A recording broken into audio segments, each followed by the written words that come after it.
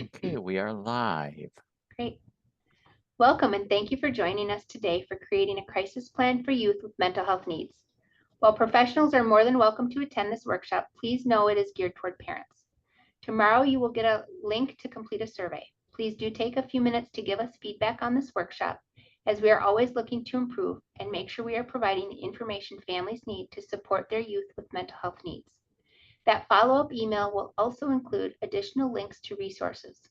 Once you complete the survey, you will receive the certificate of attendance for those wanting that. We should have about 10 minutes at the end to answer questions.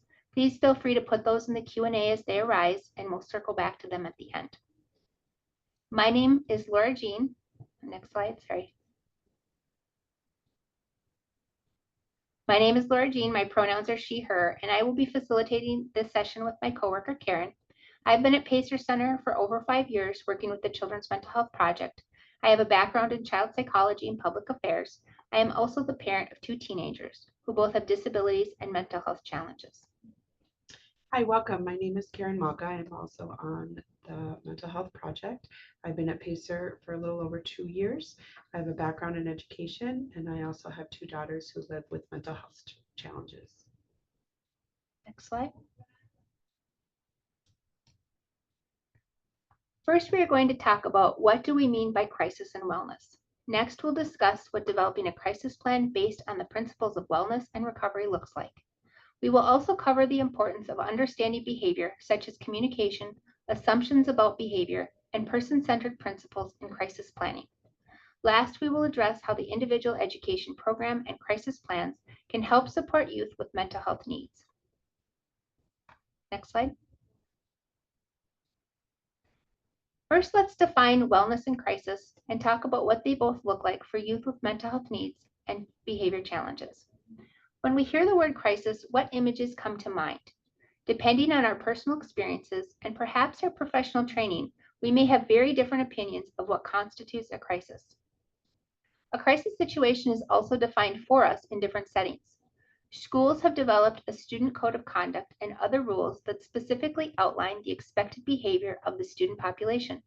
When a student's behavior violates those rules, it may be considered a crisis, and consequences are put into place to address that violation.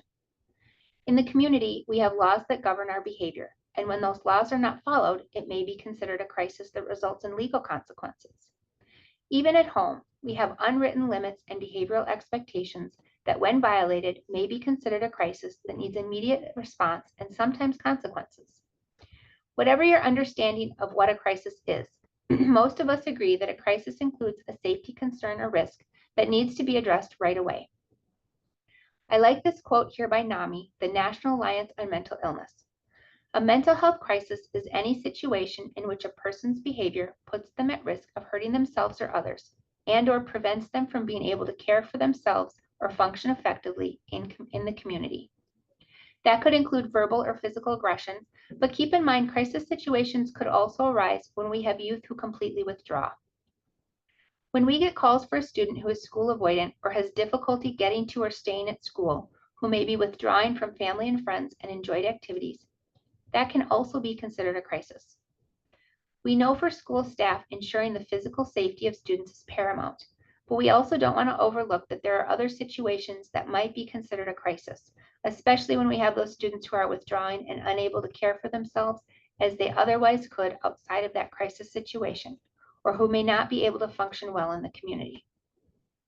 The challenge in determining a crisis level behavior, other than one that impacts immediate safety of youth or others around them, is that it can be difficult to predict, intermittent or recurring, and may escalate gradually or be sudden in intensity and frequency, and difficult to respond to.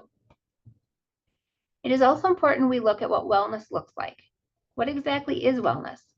The Federal Substance Abuse and Mental Health Service Administration, SAMHSA, defines wellness, and I like this definition because it's a holistic approach to what keeps us healthy, both physically and mentally, recognizing there is a connection between the two. SAMHSA says, it is not the absence of disease, illness, and stress, but is the presence of a positive purpose in life, satisfying work and play, joyful relationships, a healthy body, living environment, and happiness. Today, as we talk about youth who may be struggling with their mental health, I want you to hold on to that idea of what wellness is. I also want you to think about what your youth looks like when they are well. Think about their strengths and interests. What they look like when they are well is their baseline that you want to stay at or return to whenever possible. Next slide. There are a lot of different approaches that take on different principles of wellness and recovery. These 5 key recovery concepts are from the work of Dr. Mary Ellen Copeland, founder of the Wellness Recovery Action Plan, or WRAP for short. These are based on years of research that finds mental health recovery has several key components for people that have mental health and emotional difficulties. What we want to pay attention to and strengthen is the youth's ability to have access to and use these keys, which include the following: hope, personal responsibility, education, self-advocacy, and support. If we can increase our understanding of these concepts, it is likely to help us when working with youth and to strengthen their resiliency and recovery and reduce the frequency or intensity of disruptive and crisis behaviors. The first principle is hope. It is hard to feel good when you're feeling hopeless. Youth need to have something to enjoy. They need something to have a sense of success from and to feel that things can change and get better. The belief that recovery is real provides the essential and motivating message for a better future, that people can and do overcome the internal and external challenges, barriers, and obstacles that confront them. Hope is internalized and can be fostered by peers, families, providers, allies, and others. Hope is the catalyst of the recovery process. The second concept is personal responsibility. So personal responsibility in crisis planning is about helping the youth understand how their words and actions may have impacted others, and to ask for effort to work on the skills necessary for growth and greater independence. Youth want to be successful, so including them in plans to provide the right level of support as they build those skills is critical to fostering that growth. Developing those skills when a youth is not in crisis is part of a proactive planning approach. But I like the idea of personal responsibility because it's also a role adults can take on by modeling that behavior. As adults, it's important we ask what role we play in escalating behaviors. Are we not addressing some unmet need? It's also important we talk to the youth about what things we can do differently in the future. We can also work to be mindful that we think positively about the instructions and directions we give. So instead of saying things like, stop standing on the table, we might say, please put your feet on the floor, making it very clear what desired behavior and response you are asking them to do. It is also important we help youth understand the connection between what they are feeling and experiencing and their mental health needs. Sometimes that starts with education, which is the third concept. For example, we often see IEP goals to helping a youth learn to self-regulate. But when a youth is not making progress on that goal, sometimes we have to back up and ask, is the youth able to identify their different emotions and how their body feels when they experience anger, frustration, embarrassment, fear, sadness, or even more positive feelings of excitement that can sometimes become too intense and lead to disruptive behaviors? Has the youth learned strategies they can use to regulate and keep calm? Are they able to access those strategies independently, or do they need prompting and modeling to first co-regulate? Letting youth know you will work with them to help figure out what their needs are and how to get those needs met in appropriate ways can help build the trust and buy-in you need to help prevent disruptive behaviors and de-escalate more quickly. The fourth principle is self-advocacy. If a youth has a better understanding of what works for them and doesn't work for them, they are better able to self-advocate. By helping youth learn more about their mental health disorder and how it might be impacting their ability to manage their emotions, as well as helping them practice identifying their needs and different strategies, we are providing the opportunity through modeling to teach them how to self-advocate and to tell us what we as adults can do to support them. And then the fifth principle of recovery is support. Parents and teachers can work together to create and foster a sense of community. School success for youth is linked to feeling they belong and are valued members of the community. Students' perceptions of feeling accepted, respected, and supported by peers and teachers is linked to their attention, effort, and persistence. When families reach out to us, all too often they report Their student does not have anyone they trust to go to at school for help, or they may not feel they have friends around them who understand them, or there's one trusted adult, but they are not always available. How do we help youth feel supported when they are new to a school, or there has been a situation that caused strain to those relationships, or they do not feel they have a safe place to be in school? Fostering positive peer relationships and trusting relationships with adults at school can help change a child's perspective and give them the support and motivation they need to keep building their skills to manage emotions that may get in the way of accessing their academic instruction. Youth need to know who can support, how they can support, and when they can support. Ensuring there is a group of trusted adults a child feels they can go to for help to address some of the issues before they rise to a crisis level is critical. They also need a place or places in the school where they feel safe. Building relationships, creating a sense of safety, and ensuring trust are key pieces of supporting wellness and recovery for youth at home, school, and in the community. Next slide. When we talk about signs of dysregulation, this could look like any number of things and is not an exhaustive list of what those behaviors could look like. How many of us have been around a youth who exhibits one or more of these types of behaviors when a situation is escalating? Probably all of us. These behavior changes that are not responding to typical interventions, casual supportive gestures or comments, positive redirection to participate in an enjoyed activity could mean there is an unmet need. So take a second to think about these behaviors and think about how you feel when you see this kind of behavior and can't stop the escalation of that behavior despite your best intentions. Escalating behaviors could look like increased fidgety behaviors, difficulty sitting still or waiting your turn, or they may withdraw, sometimes being overwhelmed, results in increased fatigue and falling asleep or daydreaming.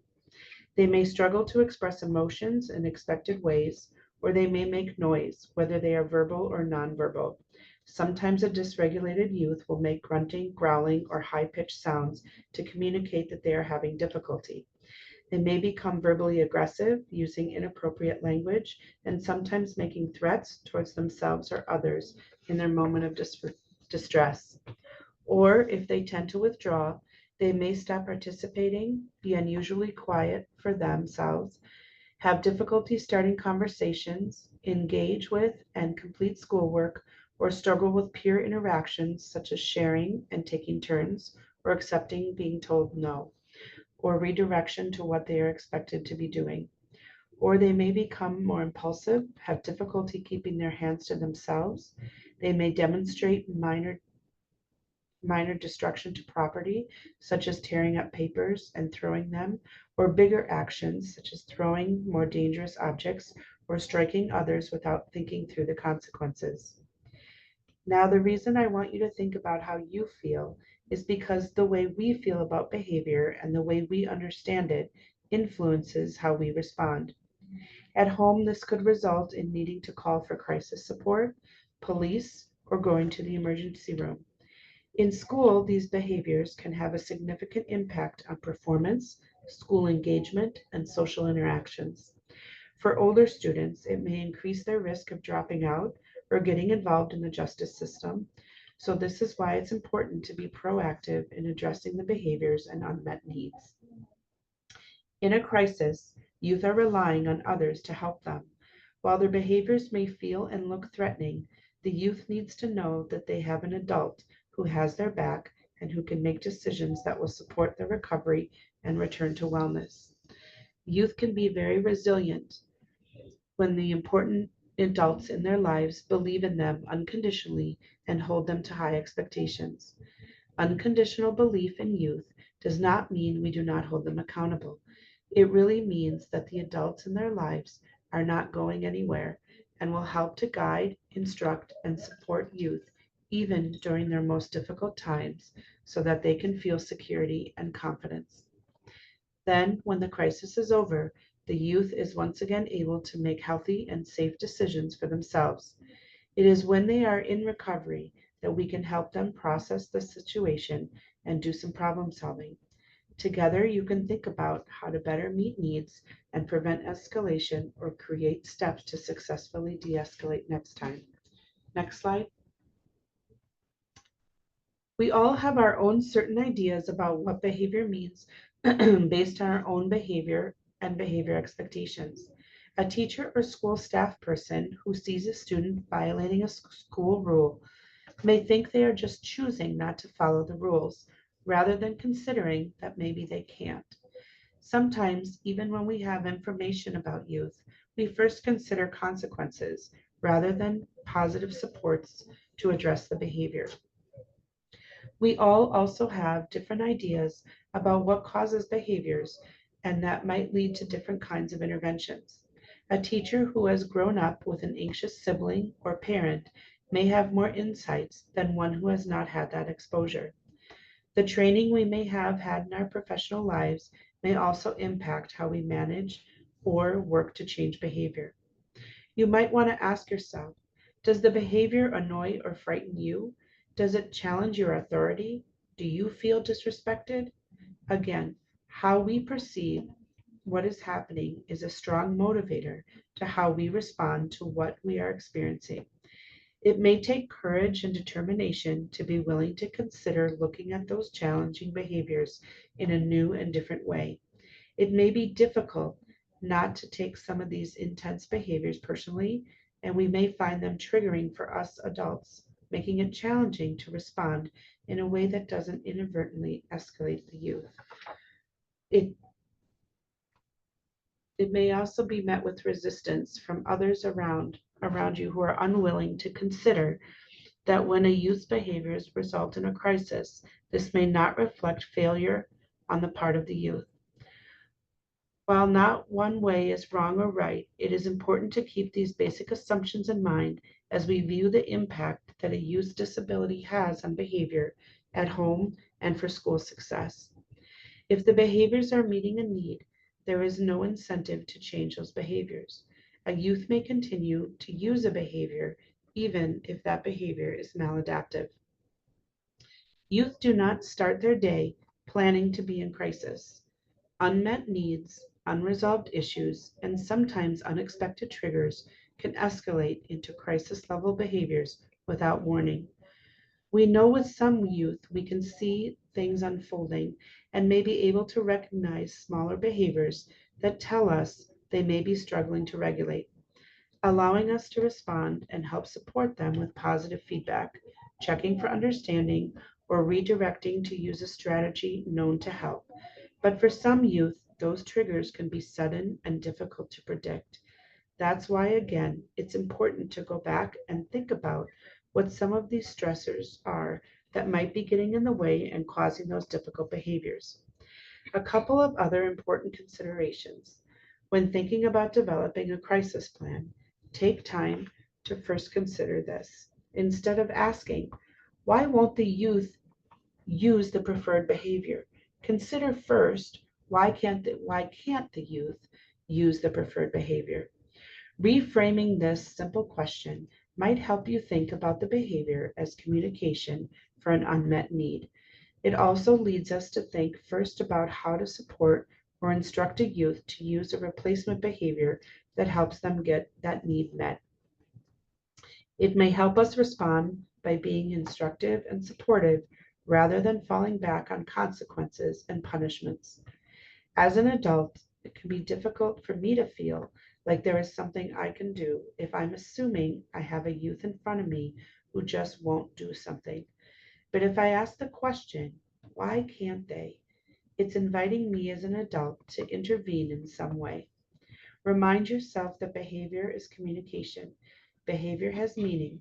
Therefore, it only makes sense that we need to understand the meaning of the behavior to most effectively respond to it.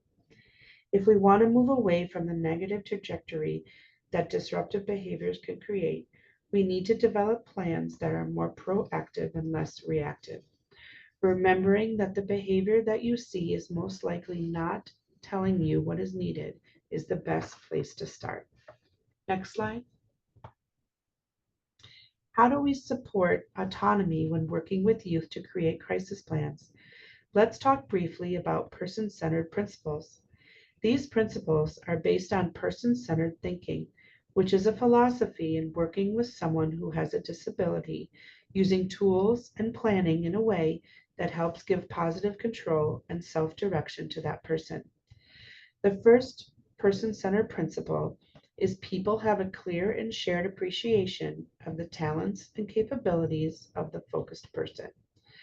Some examples of what this could look like in a behavior or crisis plan might be adding a picture, interests, and strengths of the youth, as well as including what they are like when not in crisis, to remind others that the youth is not defined by the escalated behaviors being addressed in a time of disruption or crisis. 2. People have a common understanding of what the focused person wants. In the plan, consider how to include information about what the youth wants, does not want when they are experiencing escalated behaviors. 3.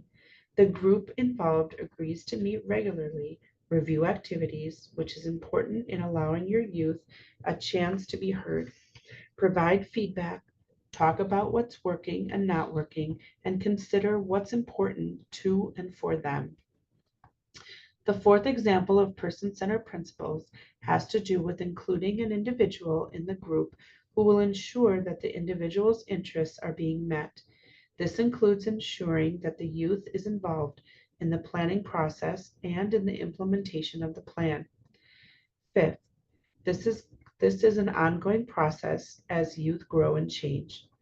For a youth whose challenging behaviors escalate, they may feel a loss of control, and this can in turn make it more challenging for them to avoid a crisis or reduce the impact a crisis has on oneself and others. Youth may find these crisis situations to be confusing, scary, and sometimes traumatizing. They often feel badly about behaviors afterwards and worry about it happening again. Remember that part of being well includes feeling safe. Working with your youth to reinforce steps you can take together to help ensure safety can help the youth recover and regain wellness. Youth who do not feel physically or emotionally safe may have more difficulties staying regulated at home and in school settings and may not be able to benefit from their education until their need to feel safe is addressed. Providing consistent structure and boundaries with clear rules and expectations is another important way we help youth feel safe. Finding the right balance of boundaries and student choice that match with their ability will support wellness and developing autonomy. Too many rules, though, can lead to youth feeling powerless, so you may want to consider including youth in creating some of the rules. These rules may help with external controls in a school setting to keep students safe, but they do not teach the pro-social behaviors all students need to create environments that feel safe. It is also true that many students with mental health needs may struggle with perspective taking, responding appropriately and proportionately to interactions with peers and adults. In tense situations, it may be difficult to understand the youth's perspective and give them empathy, but it is important to validate a youth's thoughts, feelings, and perspectives.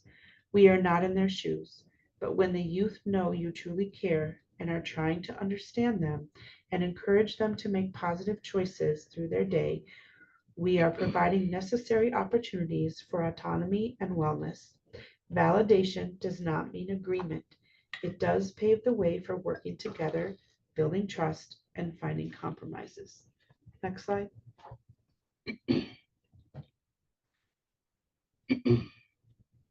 Crisis plans can be written for at home and school, and developing them may include parents and other family members, a therapist, or other specialists, and your youth working together. In school, if your child has a 504 plan, you can work with the 504 coordinator and ask the crisis plan be added to their 504. Or if they have an IEP, you will want to work with the IEP team.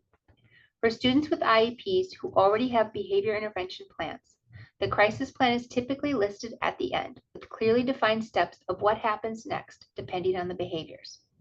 Having a written plan helps ensure that everyone is on the same page about the strategies and support needed when a youth is in crisis. There are many different names for written plans that can be developed to help youth who need a plan to support their crisis level behavior. That plan might be called a crisis plan, a crisis prevention plan, a crisis management plan, or even a safety plan. Or they might just be part of their IEP and behavior intervention plan in school. No matter what you title the plan, it should be a fluid plan that is actively developed, implemented, reviewed, and revised as needed with the youth. It should include a designated person to facilitate, review, update, and write the plan. It should be person-centered and include the youth's inputs, including strengths, needs, and what works and doesn't work. And again, this goes back to that principle of self-advocacy. We want to include the youth, no matter their age, to whatever ability they can communicate with us about what's working and not working. To promote that recovery principle, they can self-advocate, be listened to, and have adults take seriously what they identify as their needs. All crisis plans should include strategies to de-escalate and positively support, when and who to contact for assistance, and strategies for working with youth after the crisis. Next slide. One way to start understanding why behaviors reach a point of escalation is to understand the progression. That may start with observing how the youth look and act when feeling stable and able to cope with a variety of daily stressors, to how does that same youth present when they are dysregulated and incapable of handling situations. Remember, the idea of a crisis plan is to help keep everyone safe and to help your youth feel as safe as possible when challenges arise. If we can catch those early signs about what the youth look like when they become dysregulated and may be heading into a crisis, we can learn to intervene early and hopefully prevent those behaviors or de-escalate more quickly. If this is a plan you will be sharing with providers, families, or friends who help support your youth, be sure to list basic information at the top: your youth's full name, date of birth, relevant diagnoses or disabilities, primary pediatrician and or therapists, case managers, etc., and medications, if any. Think about how you want to include your youth in this process. Depending on their ability and tolerance for tasks like this, you could include them in parts of writing up a draft, or review a draft with them and make edits together. When the plan is completed, review it with your youth to make sure they know what to expect. We recommend you start by making a simple list of your youth's strengths, interests, and special talents, essentially identifying what they look like and act like when they are well. Next, think about things they dislike, such as certain activities, foods, getting their hands dirty, etc. Challenges might be difficulty with loud noises, unexpected changes to routine, fine motor skills, or tasks with multiple steps, or competitive games with peers. Triggers might be being told no, being hungry, tired, or feeling like a task is too hard. Now think about your youth. What are those early signs they are becoming dysregulated? Remember the behaviors we touched on that youth may use when they are struggling and unable to articulate that they have a need or something is bothering them. You may observe increased or decreased movements, changes in vocalization or verbal aggression, or they may not be participating in following directions, or may have increased impulsivity. Some youth surprise us with how self-aware they may be of some of these signs, while others may be oblivious and may benefit from having conversations to build their awareness to help them learn to better identify their needs and get help before it becomes a crisis. Many youth with mental health challenges have medications they use as one of their tools for helping to regulate and calm down when escalated. This can be one of many possible proactive steps. These are generally referred to as PRN medications. PRN is Latin for pro re nata, which simply means as needed. If your youth has a PRN, you will want to include information about when this should be given to the youth. Depending on your youth, they may be able to help those decisions with support, such as checking in with them if they are showing early signs of dysregulation, to see if they would like their medication and reminding them this is one of their tools. You and your youth may also need to decide at what point in a crisis that the adults may decide the youth needs to take the medication to help them de-escalate and prevent a situation from becoming dangerous. These can be tense conversations, but they are easier to have when not in crisis. Still, you may need to talk about it a little at a time as you create a plan, reminding your youth the goal is to help them feel and stay safe while getting their needs met. We have no opinions about whether you should or should not use medication to help support your youth. This is a conversation we encourage you to have with your youth providers to help decide what's best for your family. Think about steps to take when small changes in behavior are observed.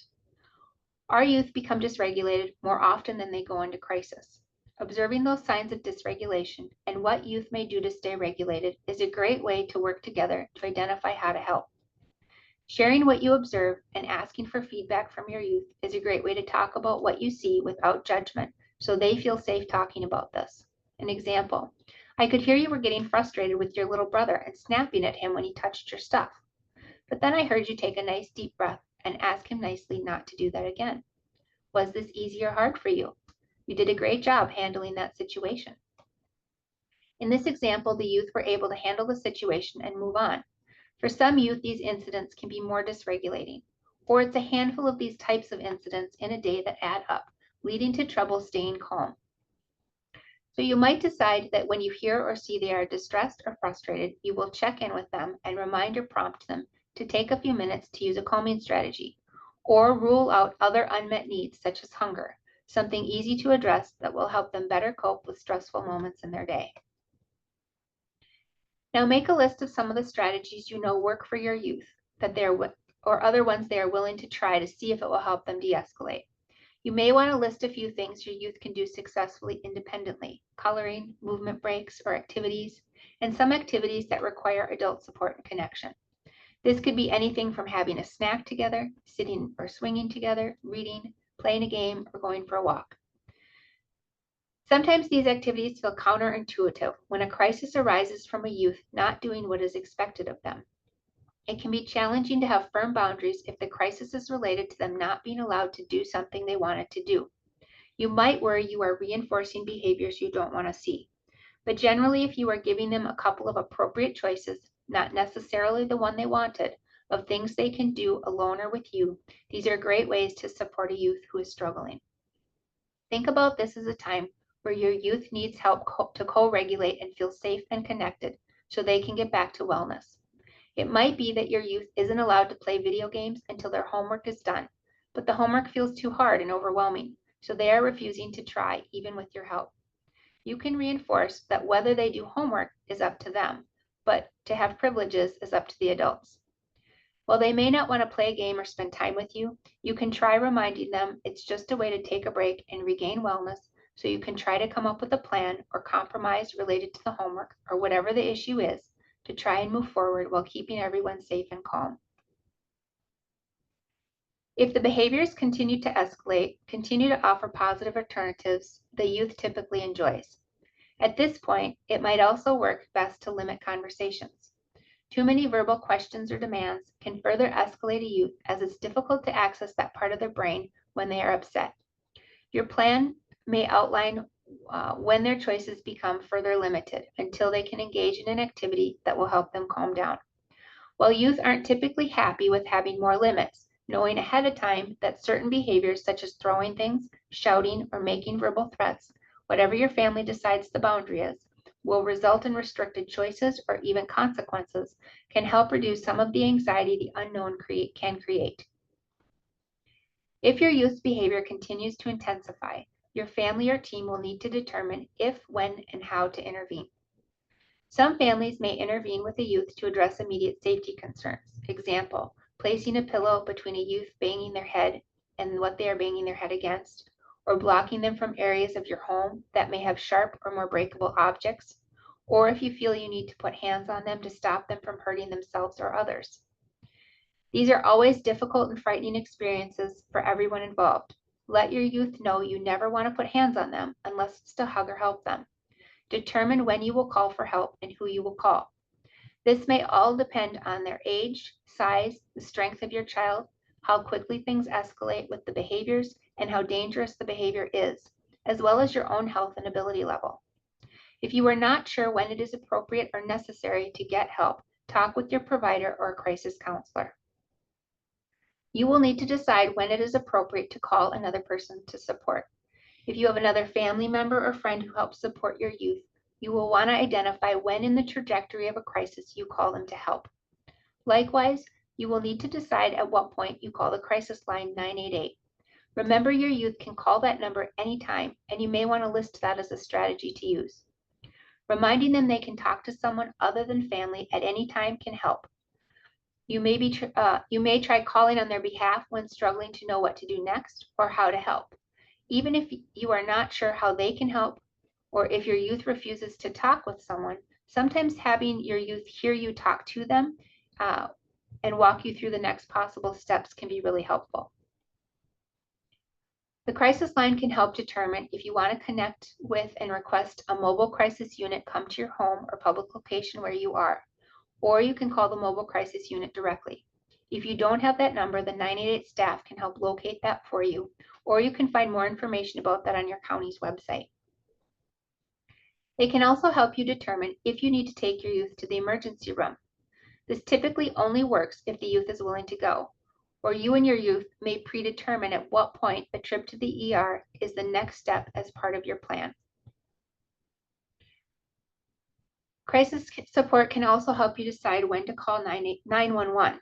Remember that if the crisis rises to the level for calling for police support, typically youth who are behaving in a way that could harm themselves or others, you can request they send a crisis team with the police and let them know if they have a mental health diagnosis or disability.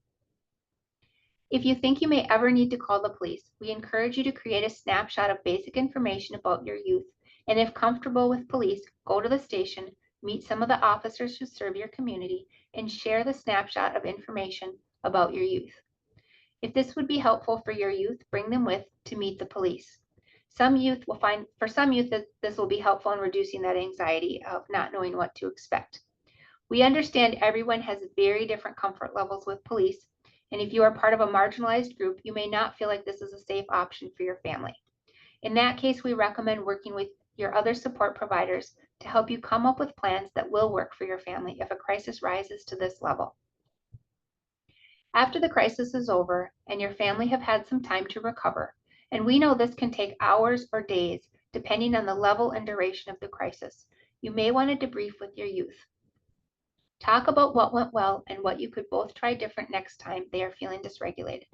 This can be extremely difficult for some youth and may take practice over time. Know that sometimes this can serve to re-trigger them and cause them to become dysregulated. Work with your support team to determine if talking about these difficult times with your youth is appropriate and how you might want to build that skill with them. Sometimes it works to just acknowledge that it was a scary experience for all of you, validate their feelings, share anything you observed that they did well or have made improvements on from previous crises, reassure them they are safe, and that you will still be there for them.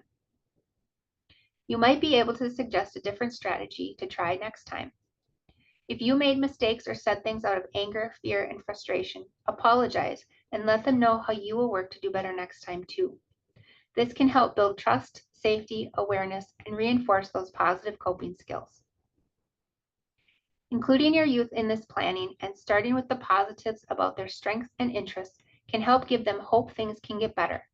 Throughout this process, you can encourage personal responsibility, reminding them of their positive choices and praising them for their small and big successes along the way. As you work together with their providers or team, you can provide education to help them better navigate and understand their mental health needs and how to self-advocate for getting them met in safe, appropriate ways. A good crisis plan can be tailored for your youth to provide the ongoing support they need to recover from upsets and be well. Next slide.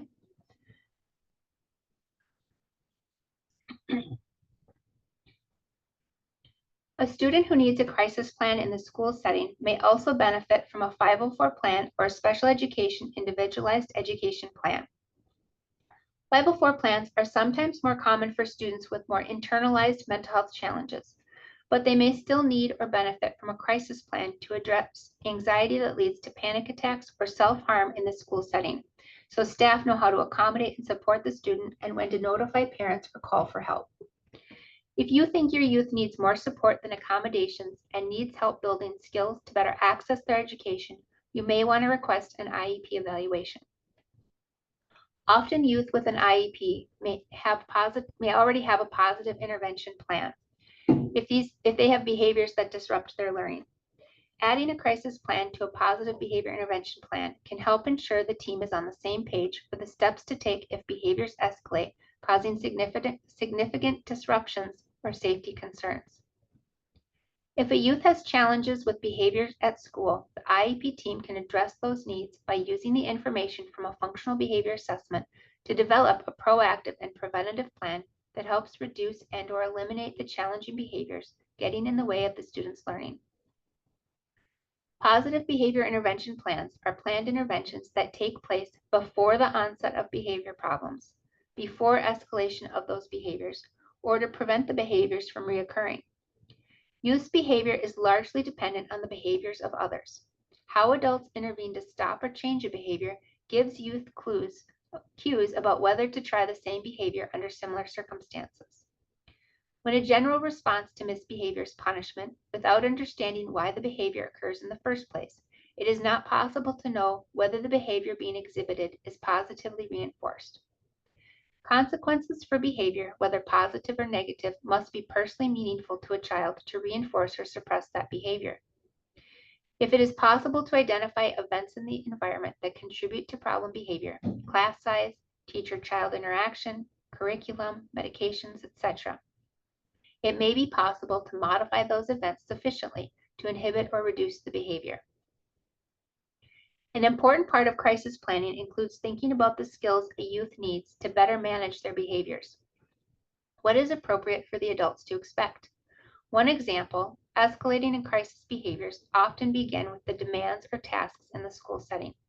We often expect a student to respond to an instruction given the first time they are told and in a very short time frame.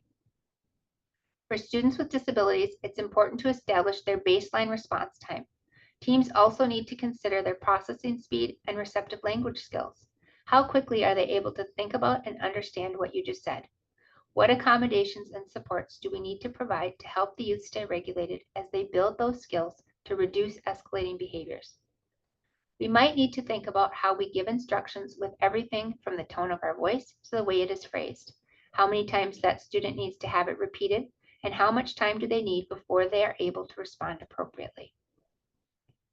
The family or team should identify and document the youth's escalating behaviors as well as when it constitutes a crisis, where they are no longer really in control and need someone to provide guidance and support to help them de-escalate, get their needs met in appropriate, safe ways, and get back on track.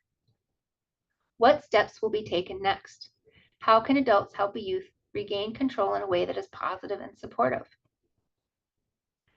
If restrictive procedures, physical holds, or seclusion are a concern, it will be important to include a goal that the crisis plan will reduce the likelihood for the need to use those procedures. I just want to take a moment to let parents know and remind those of you who work with youth that at school, anytime those restrictive procedures are used 2 times within 30 days, it's a requirement that the IEP team come together and try to figure out what they can do or try differently to reduce the likelihood that those restrictive procedures will be needed again. So if this has been a challenge for your youth or a youth you have worked with, again, the proactive piece of this is meeting to talk about how the team will work to ensure the right support is in place moving forward. Part of the crisis plan might also include a communication plan to email or have a phone conversation or regularly scheduled meeting so everyone can stay connected and work through issues as they arise, but before they spiral out of control. Finding a way to address individually determined crisis level behavior can be challenging. A successful crisis plan takes deliberate consideration of the youth's specific and individualized needs. If you are meeting with your youth's IEP team, come prepared to a meeting to discuss crisis level behaviors and how to keep them from escalating, which takes relevant, meaningful, and current information. And it takes information from a variety of different people who may experience these crisis level situations in different ways and who may be viewing those behaviors in different ways. It is easier to just respond with authority to get the situation under control, but if we are proactive in planning, we can respond with empathy or redirection with the hope that de-escalation will come much more quickly. Before that meeting, it's important to consider how you currently view the youth's behavior. Remember that others at the table may have different ideas about what is driving the behaviors and how to address them. And be prepared to share your experience with your youth or the youth you work with and willing to listen to the perspective of others, because that's where we really see the most effective crisis planning. Next slide. Defining crisis and developing a crisis plan is important for youth at risk of escalating behaviors. Challenging our own assumptions will allow us to understand our role in impacting a youth's behavior and to think more creatively about how we can respond to support them. Remember, can't instead of won't, incorporating their strengths and interests as we work to build skills, provide scaffolding for youth that are struggling. It's important that we understand wellness and recovery with the 5 keys: hope, personal responsibility, education, self-advocacy, and support. When working collaboratively to develop a crisis plan to support youth who are experiencing escalating and crisis level behaviors, we must first work to define what crisis means for that youth to be able to create appropriate interventions to keep everyone safe. Next slide.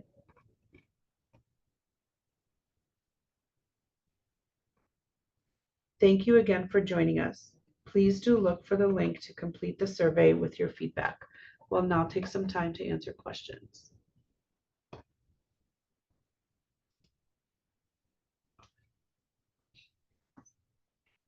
All right, let's look at these questions. All right, move this over here. Okay.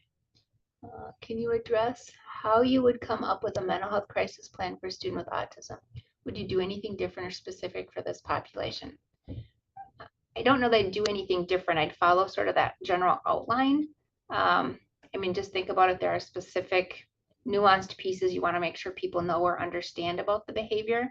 You know, like how they become rigid or stuck on something maybe. And because sometimes I think those behaviors in particular, it's harder to maybe think about it from that lens of this is something they can't control, right? Rather than this is a choice to behave this way. So maybe just emphasizing some of those pieces that are autism specific would be helpful to make sure people that aren't trained in autism at least get a basic understanding of.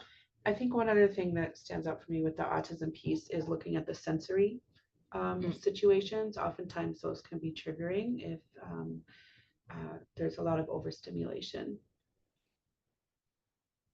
Yeah, that's a good point. Okay, and would you consider repeated eloping as a reason to make a crisis plan? Is there a specific name we should ask for at the school system if they don't use a crisis plan? I would say yes, because eloping is a danger, right? Particularly when it's all of a sudden and they don't have staff to necessarily follow the youth to make sure they're safe. So yes, I would say if they have an IEP and they don't already have a behavior plan, I would recommend that you might want to ask about getting that if it would be appropriate, and then adding that crisis plan of here's what we do when they elope, right? Of making sure there's somebody who can follow them if there's a certain time of day, you know, and they may need to do a functional behavior assessment to sort of tease out what would be appropriate responses and prevention, right? Of making sure there's a para at that time who's available if they get frustrated in math class and they're overwhelmed, you know, understanding that reason that's driving that eloping behavior to try to prevent it through that IEP, but then also having that concrete crisis plan that outlines here's what we do when it happens to make sure that we keep them safe and we know where they are.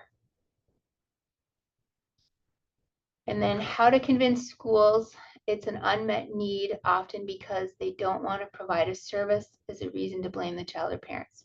How to convince the school it's an unmet need. You know, that's a challenge, right? It comes back to sort of their training and their understanding and having that right lens. If you feel like the team doesn't have the understanding or school, you can ask that they get more training in those areas. You know, if they have an IEP, you can do that through the IEP and that indirect service time of asking that they be trained in those areas. If it's the school-wide, you might want to reach out to your principal and superintendent and express concerns that maybe behaviors are viewed inappropriately, particularly for students with disabilities, and just to encourage the school to develop more proactive, positive supports in general. That PBIS, Positive Behavior Intervention Supports, is a school-wide program that schools can participate in, and they can get connected with MDE for how to become that kind of school and use more of those practices. But it is a challenge. I would say try to address the specific pieces, that maybe the specific behaviors that are coming up, and try to just think about ways to explain that to the team and how that is an unmet need, or, giving examples of what you do at home, what need you think it is and how you try to meet it. I think the other thing for that is also to talk to the team about doing a functional behavior assessment. Sometimes finding triggers, when it's happening, why it's happening, can help lead to that understanding of what the need is. So how is it different than a BIP? Sometimes it is and sometimes it isn't. It depends on how schools write their behavior intervention plans. But we find for kids that have the crisis level behaviors where they're eloping or they're becoming dangerous, at that point, even sometimes when they have that BIP, teams will become very reactive rather than proactive, right? Because maybe those things don't happen as often, and so they don't have as many concrete steps in place of what to do. And part of it is they may do some of those things and they may know what to do because they have their crisis team or someone trained in it, but it's not written in the plan, so it's not clear to everybody, right? So parents don't know what's happening. The student doesn't know what to expect at different points, right? So it isn't always that some of those pieces aren't happening. And they may be written in the BIP, but we see a lot of them where it's kind of left off at that point when it reaches that level. It's just they call in the crisis team and they do their thing. So making sure it's just kind of outlined clearly what those steps will be when behaviors reach that point, I think, is the difference or the addition. It's a good addendum. Are there any legal requirements surrounding who can create a safety plan outside of school? For example, if a student has an IEP in school and attends a recreation program during the summer, can an unofficial team meet to develop an action plan for those employees? So if it's a community program, if it's through the school system or it's associated with your school system, they can certainly use the student's IEP and accommodations and behavior plan. If it's through your park system, I would say you might want to just kind of create what you think would be a supportive plan. You would reach out to them and ask, do they have a plan in place for how they deal with that? I would say in my experience, most recreation centers don't, but they're very flexible. They're very open to creating those things and working with you to document what you think will support them. They usually are pretty well versed on the fact that they have to provide accommodations and support. So I would just contact them and reach out. I don't know that there's any legal requirements. You could ask them if they have any requirements they need to follow, policies or procedures. But anybody should be able to create a safety plan.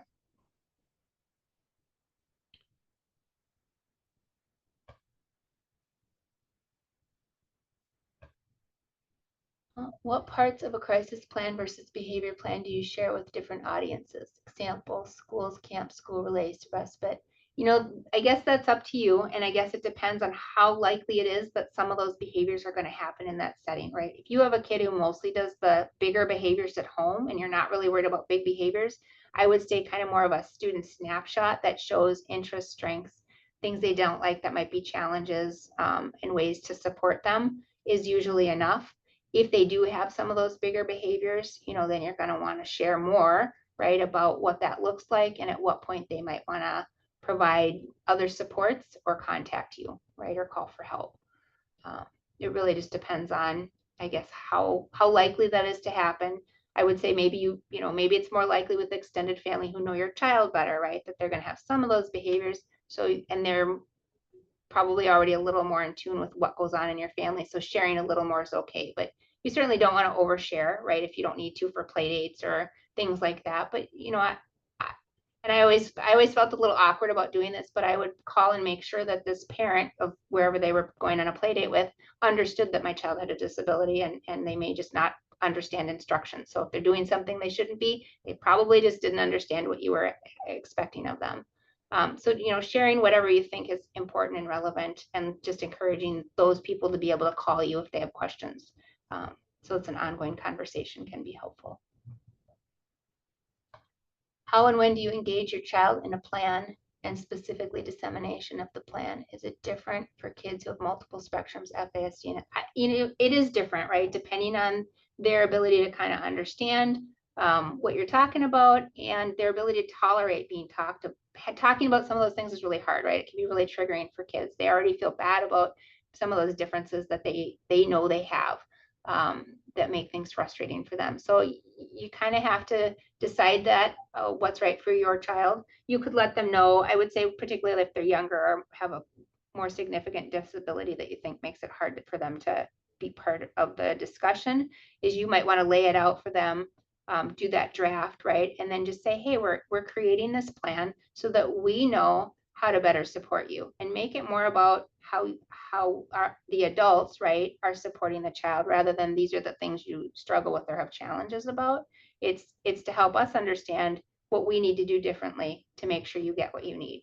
So thinking about how you frame that, I think, and putting it more on the parents, right? It's the onus should be on us, right? Not our child with a disability. Can be helpful, and just let them know you want their feedback, and that you're going to be listening and kind of observing, and it's not to judge them or to get them in trouble, or it's a document to help the grown-ups really support them.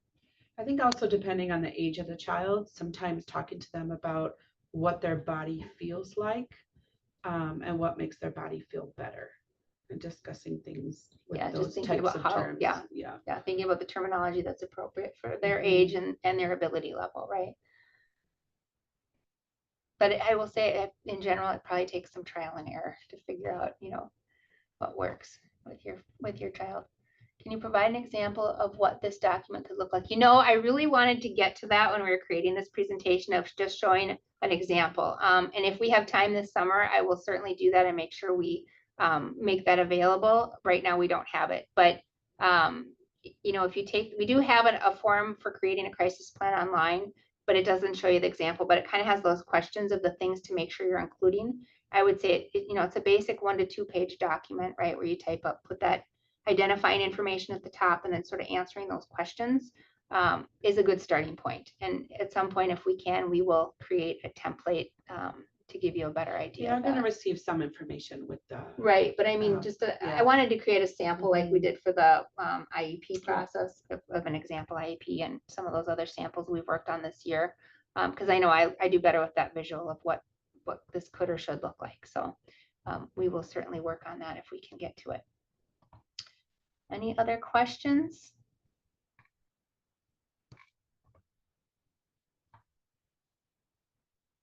One thing in the chat, I don't know if that's from us or from It's probably. Oh, okay. Yeah, just a reminder, the link to the survey will appear when you exit the webinar, and it will also be in the follow-up email with some additional resources. And then if you just have ongoing questions about creating these plans or working particularly with the school or other people in your community, feel free to reach out to Pacer Center. We're here all summer, and that can be a great time to reach us. We're not quite as busy with calls, so you can call and get connected with an advocate to kind of talk through some of these questions and concerns and how to create these things. We know they are challenging. All right, well, thank you everyone for joining us. We appreciate you giving us your time, and we'll have a good rest of the day. Thanks. Okay, with that, I will